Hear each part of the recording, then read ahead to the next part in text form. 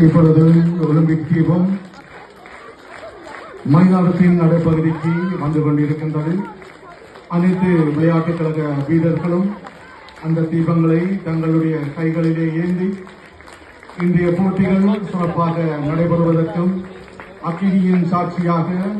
இன்றைய இந்த போட்டிகள் திறம்பட நடக்க வேண்டும் என்பதை எடுத்துக் காட்டுகின்ற விதமாக எங்கள் தேசிய தலைவர் அவர்களுடைய சிந்தனையிலே ஒன்றாக